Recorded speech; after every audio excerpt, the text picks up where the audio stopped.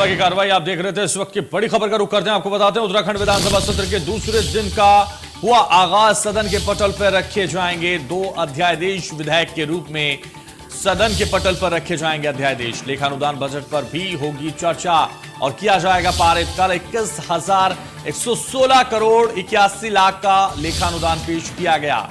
यह इस वक्त की बड़ी खबर आपकी टीवी स्क्रीन पर है। जो लेखानुदान बजट पर आज चर्चा होगी और आपको बता दें सत्र का दूसरा दिन आज उत्तराखंड विधानसभा सत्र के दूसरे दिन का आगाज हो चुका है। सदन के पटल पर रखे जाएंगे 2 अध्यादेश। विधेयक के रूप में सदन के पटल पर रखे जाएंगे अध्यादेश। लेखानुदान बजट पर भी होगी चर्चा और किया जाएगा पारित। तो कल 21,116 करोड़ 81 लाख का लेखानुदान पेश किया गया था। तो विधानसभा सत्र का आज दूसरा दिन है और लगातार आगाज हो चुका है। अपने संकल्प में दिया है कि हम हिम प्रहरी योजना लेकर आएंगे और हिम प्रहरी योजना के माध्यम से जो हमारे सीमांत के क्षेत्र हैं जहां पर पलायन बहुत तेजी से हो रहा है, वहां के लोग उन्हीं क्षेत्रों में रहें और जो हमारे पूर्व सैनिक हैं, अर्धसैनिक बलों में हैं, अन्य स्थानों पर जिन्होंने काम किया है, उनको हम प्राथमिकता के आधार पर उस योजना में समाहित करेंगे, उसको आगे बढ़ाएंगे। तो केंद्र पोषित योजनाओं के लिए बजट। सामाजिक सुरक्षा पेंशन 475 करोड़। आपको समझा देते हैं ग्राफिक्स के जरिए केंद्र पोषित योजनाओं के लिए जो बजट है वो किस तरह से है। सड़क निर्माण कार्य 233 करोड़। तो सड़क निर्माण कार्य के लिए 233 करोड़ का बजट है केंद्र पोषित योजनाओं के लिए। आपको बता दें मार्गों को, पुलों को अनुरक्षण 117 करोड़ रुपए में ये किया जाएगा। तो मार्गों और पुलों का अनुरक्षण जो है 117 करोड़ का बजट है उसके लिए। और अवशेष गन्ना मूल्य भुगतान 83.33 करोड़ होगा। अवशेष गन्ना मूल्य भुगतान के लिए 83.33 यानी 33 करोड़ होगा। और जमरानी बांध परियोजना के लिए 73.33 करोड़ होगा। तो आपको बता दें जमरानी बांध परियोजना के लिए भी ये बजट होगा। अटल आयुष्मान योजना के लिए 53.33 करोड़ होगा। तो अटल आयुष्मान योजना के लिए भी 53 से भी ज्यादा का ये बजट होगा। नंदा गोरा योजना के लिए 50 करोड़ होगा। नंदा गोरा योजना के लिए जो बजट होगा वो 50 करोड़ होगा। तो आपको बताया जिस तरह से केंद्र पोषित योजनाओं के लिए लगातार हम आपको बता रहे हैं। राज्य मेडिकल कॉलेज 47.47 करोड़ होगा। तो राज्य मेडिकल कॉलेज के लिए भी ये बजट 47 करोड़ से भी ज्यादा का है। भूमि अधिग्रहण के लिए 33 करोड़ का ये बजट होगा। तो आपको बता दें केंद्र पोषित योजनाओं के लिए जो बजट है भूमि अधिग्रहण के लिए 33 करोड़ का बजट होगा। मेट्रो रेल का निर्माण 23.3 करोड़ रुपए में किया जाएगा। तो मेट्रो रेल का जो निर्माण है उसके लिए भी 23.3 करोड़ होगा। हवाई पट्टी निर्माण के लिए 23 करोड़ होगा। तो हवाई पट्टी का जो निर्माण होगा उसके लिए भी 23 करोड़ का यह बजट होगा। तो केंद्र पोषित योजनाओं के लिए जो बजट है वो हम आपको समझा रहे हैं। पेयजल योजना 23.33 करोड़ होगा। ज्यादा जानकारी के लिए हमारे संवाददाता रोहित सोनी हमारे साथ लाइव जुड़ गए हैं। रोहित, जिस तरह से आज दूसरा दिन का आगाज सत्र का हो चुका है और जो ग्राफिक्स के जरिए हमने दर्शकों को समझाया कि किस चीज के लिए कितना बजट होगा, तो लेखानुदान पेश कर दिया गया है। आज बजट पर चर्चा भी होगी, तो किस तरह की जानकारी आपके पास? बिल्कुल, देखिए कल सदन की कार्रवाई की पहला दिन था और उस दौरान जो लेखानुदान राज्य सरकार ने पेश कर दिया, करीब 21,000 करोड़ से अधिक का यह जो लेखानुदान पेश किया गया है।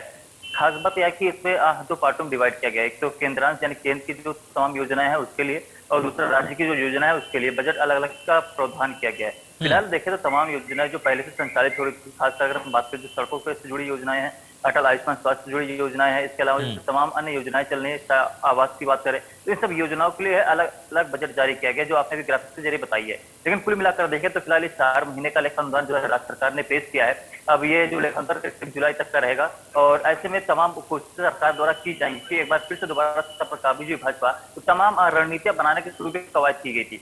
यही वजह रहा कि बजट सत्र जो है थोड़ा पहले पेश होते ही सरकार गठन के बाद ही जाना चाहिए था, लेकिन थोड़ा लेट हुआ है। लेकिन कह सकते हैं कि फिलहाल जो बजट पेश किया गया है वह काफी तैयारी के साथ पेश किया गया है और इस बजट में काफी खास बात भी रहेंगे, क्योंकि जिस तरह देखने को मिला कि तमाम घोषित योजनाओं के लिए भी बजट है, जनता से जुड़े तमाम जो कार्य हैं उनको लेकर भी बजट है, शिक्षा के लिए बजट है, क्योंकि हल्द्वानी मेडिकल कॉलेज का लंबे समय से चल रहा था, मांग चल रही थी, लेकिन इसका निर्माण कार्य भी हो नहीं पाया, जिसके लिए भी बजट जारी कर दिया गया है। तो कुल माने कई मायने में देखें तो बजट काफी महत्वपूर्ण माना जा रहा है, 4 महीने के लिए खानदान पेश किया गया है और जुलाई के बाद फिर से जो है 8 महीने के लिए खानदान पेश किया जाएगा, फिर बजट पेश किया जाएगा, वो आगे पता चलेगा। लेकिन फिलहाल जो है बजट को लेकर के अभी फिलहाल सदन के भीतर चर्चाएं चल रही है और वर्तमान समय में जो है विधायक रह चुके हैं हरबंस कपूर, उनके लिए शोक संवेदनाएं व्यक्त की जा रही हैं। इसके बाद से जो सदन की कार्रवाई पूरी तरीके से प्रक्रिया शुरू हो जाएगी। जी बिल्कुल, विधानसभा सत्र का दूसरे दिन का जिस तरह से आगाज हुआ है, सदन के पटल पर 2 अध्यादेश भी रखे जाएंगे विधानसभा सत्र के इस दूसरे दिन, ये कहा जा रहा है। कौन से वो अध्यादेश होंगे?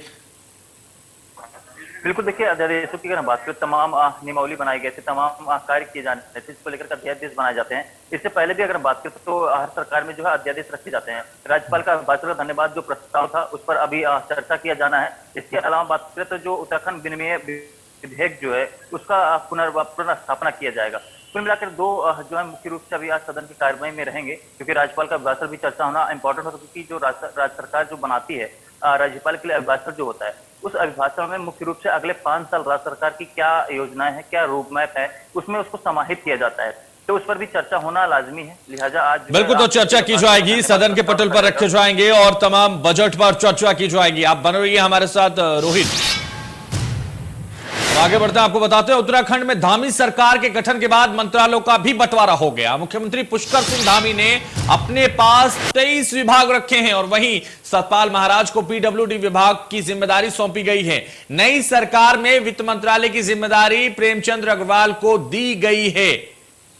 तो पुष्कर सिंह धामी के पास 23 विभाग हैं। प्रेमचंद्र अग्रवाल को वित्तीय समेत और भी विभाग दिए गए हैं। मंत्रियों के विभागों का बंटवारा हो चुका है।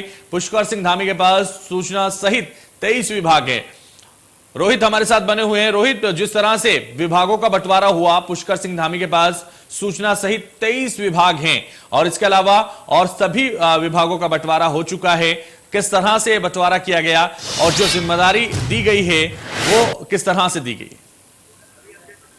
बिल्कुल, देखिए 23 मार्च को जो मुख्यमंत्री ने मुख्यमंत्री पद की शपथ ली थी, इसके बाद बात करें तो उस दौरान करीब 8 विधायकों ने जो है मंत्री पद की और गोपनीयता की शपथ ली थी, जिसके बाद से कयासबाजी और तमाम उम्मीद लगाए बैठे थे मंत्री भी कि उनको कौन सा विभाग दिया जाएगा। लिहाजा कल जो है इस पर बादल हट गए और सभी मंत्रियों को जो है उनके दायित्व से नवाज दिया गया। मुख्य रूप से देखें तो फिलहाल जो मुख्यमंत्री पुष्कर सिंह धामी के 23 विभाग उनके पास हैं। इसमें से काफी इंपॉर्टेंट विभाग जो उनके पास है, क्योंकि ऊर्जा काफी इंपॉर्टेंट है, सूचना काफी इंपॉर्टेंट है, राज संपत्ति समेत तमाम करीब 23 विभाग उनके अपने पास रखा है। इसके अलावा अगर 8 मंत्रियों की हम बात करते हैं, जिसमें मुख्य रूप से अगर सतपाल महाराज की बात करें तो सतपाल महाराज को मुख्य रूप से वही जिम्मेदारी दी गई जो पिछले कैबिनेट में उनको जिम्मेदारी दी गई थी, क्योंकि पर्यटन उनका काफी महत्वपूर्ण रहा है, धर्म से उनके पास पहले से रहे, तो उनके विभागों के साथ छेड़छाड़ नहीं किया गया है, बल्कि जो विभाग उनको पहले पूर्ववर्ती सरकार में रही है वही विभाग तो उनको वापस से दिया गया है। इसके अलावा बात करते हैं इस बार कैबिनेट में 3 मंत्री ऐसे हैं जो नए हैं, जिसमें से अगर हम बात करें तो सौरभ बोगुना, जिनको एक बड़ी जिम्मेदारी दी गई है, क्योंकि सौरभ बोगुना जो है पहली बार कैबिनेट मंत्री बने हैं और उसी हिसाब से फिर उनको जिम्मेदारी भी दी गई, क्योंकि प्रदेश की अगर बात करें तो पशुपालन भी काफी महत्वपूर्ण भूमिका में रहता है। और इसके अलावा प्रोटोकॉल, गन्ना विकास तो समेत समायोजन की भी जिम्मेदारी दी गई, तो सौरभ बोगुना को भी बड़ी जिम्मेदारी दी गई है। इसके अलावा बात करें तो सुबोध उनियाल को जो है तमाम दायित्व से इस बार कम एक तरीके से, यानी कह सकते हैं कि पिछली बार जो सुबोध उनियाल को बड़ी जिम्मेदारी दी गई थी, इस बार उनको फ्री हैंड छोड़ दिया गया, यानी कि उनको इस बार जिम्मेदारी कम कर दी गई है। तो वहीं प्रेमचंद अग्रवाल को एक बड़ी जिम्मेदारी सौंपते हुए संसदीय कार्य मंत्री तो पहले बना दिया गया था, लेकिन अब वहीं शासकीय प्रवक्ता भी जो चर्चा है, शासकीय प्रवक्ता भी वही रहेंगे। इसके अलावा जो है वित्त विभाग की बड़ी जिम्मेदारी है, शहरी विकास की बड़ी जिम्मेदारी होगी। गणेश जोशी की बात करें तो गणेश जोशी को इस बार कृषि की एक अतिरिक्त जिम्मेदारी दी गई है, हालांकि उनके विभाग जो पहले थे उसमें से कमी की गई, लेकिन कृषि विभाग की एक बड़ी जिम्मेदारी उनको सौंपी गई है। इसके अतिरिक्त बात करें इस बार तक काफी अधिक बढ़ा दिया गया है। धन सिंह रावत को कई महत्वपूर्ण विभाग सौंपे गए हैं, क्योंकि पहले उनके पास उच्च शिक्षा था, लेकिन इस बार जो है माध्यमिक और बेसिक शिक्षा भी उनको सौंप दिया गया है। इसके अतिरिक्त अगर हम बात करें तो चिकित्सा स्वास्थ्य का उनके पास पहले भी था, वही जिम्मेदारी उनको दोबारा रिपीट किया गया है।